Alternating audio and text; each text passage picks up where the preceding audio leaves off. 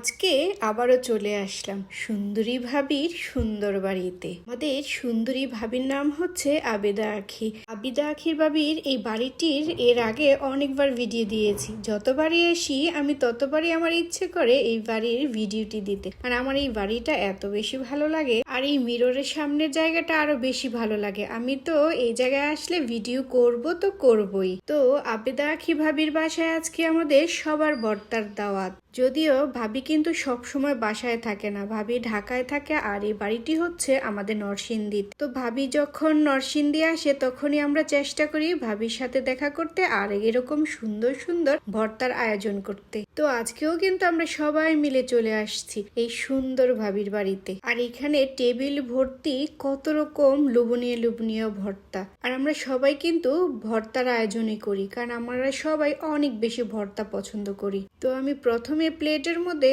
বেশ অনেকটা পরিমাণ খুদের ভাত নিয়ে নিলাম, আর এই খুদের ভাত কিন্তু ভর্তা দিয়ে খেতে গেলে অনেক বেশি খাওয়া হয়। প্রথমে আমি নিয়ে নিলাম শুটকি মাছের বড়া, এক এক করে আমি সবগুলো আইটেম নেওয়ার চেষ্টা করব। তারপর নিয়ে নিলাম আলুর ভর্তা, লইটা মাছের শুটকি ভুনা, কাঁঠালে বিচির ভর্তা, নাগামরিচের চাটনি। আবিদা আখি সুন্দরী ভাবি কিন্তু অনেক রকম চাটনিও বানাতে পারে। আমি কিন্তু এই আবিদা আখি ভাবির কাছ থেকে অনেক রকম চাটনি বানানো শিখেছি। তারপর আমরা সবাই এক টেবিলেই খেতে বসে গেলাম, আর সবাই অনেক বেশি মজা করে খাচ্ছে, কারণ এরকম লুবনীয় লুবনীয় ভর্তা সামনে রেখে কি বসে থাকা যায়। আর ওইদিকে কিন্তু আমাদের সবার প্রিয় জেসমিন লিমা ভাবিও ভিডিও করছে।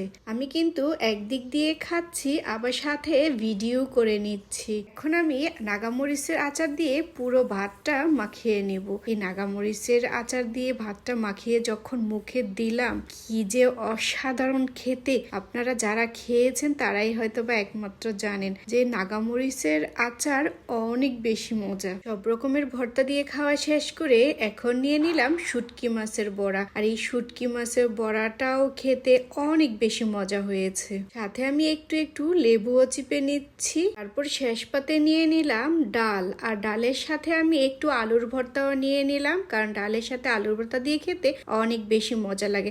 আর আমি শুটকি মাছের বড়াটা পুরো শেষ করতে পারিনি, ডাল আর আলুর ভর্তা দিয়ে খাওয়া শেষ করে ফেললাম আলহামদুলিল্লাহ। তারপর জেসমিন ভাবি আমাকে গ্লাসে কোল্ড ড্রিঙ্কস ঢেলে দিল, আর কোল্ড ড্রিঙ্কসটা খাওয়ার পর একটু শান্তি শান্তি লাগছে, কারণ সব ছিল অনেক বেশি ঝাল। তো কোল্ড ড্রিঙ্কস খাওয়া শেষ করে এখন নিয়ে নিলাম পুডিং, মানে আজকে খাওয়ার উপরেই থাকতে হবে। আজকে যতক্ষণ থাকবো ততক্ষণ শুধু খেয়েই যাব খেয়েই যাব।